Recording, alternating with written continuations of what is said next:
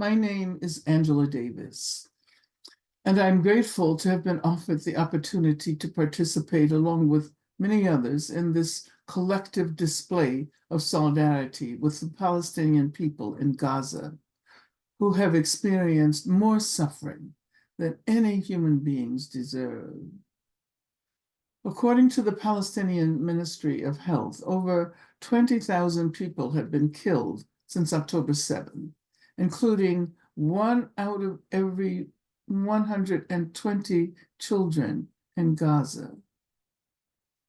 Every day, Palestinian life is being extinguished, and Palestinian homes, schools, mosques, and churches are being destroyed. Palestinian society in Gaza is the designated target of bombs more destructive than most of us have ever witnessed. This is why we are urging people who call for peace to do whatever is possible to prevent the impending genocide. The United Nations Relief and Work Agency, the most important source of aid for Palestinians in Gaza, is now the target of those who wish to guarantee the continuation of the genocidal assault on Gaza. Again, we are witnessing a grotesque disproportionality in the way Israel and the United States have aimed their sights at UNRWA. There are claims that approximately 12 UNRWA employees were involved in the Hamas attack, without discounting the reality of grief and suffering, regardless of the quantity involved. It should be recognized that 13,000 people are employees of UNRWA in Gaza, and 30,000 if we count the total number of people who work for the agency.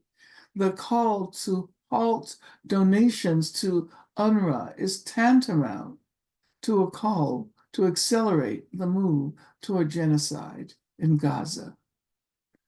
The discrediting of UNRWA may have been linked to a strategy designed to draw attention away from the ICJ ruling last Friday that called for close monitoring of Israel's actions in the war in Gaza, having found it plausible that Israel's acts could amount to genocide.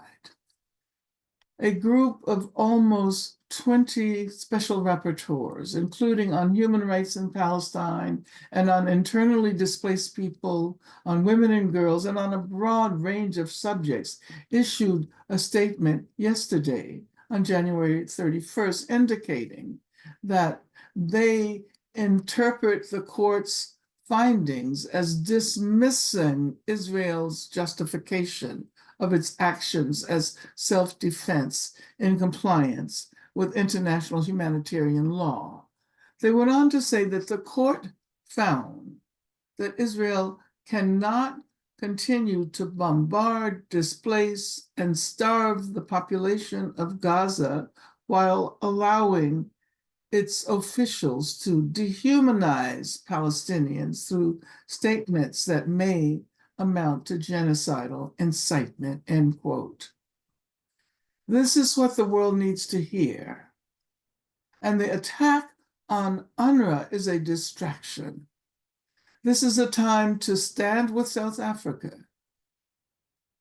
And this is a time to thank the special rapporteurs for speaking the truth as we welcome the rising numbers of people around the world who have vowed to stand with Palestine to call for an immediate ceasefire and for a path towards justice for Palestine, for the region, and for the world.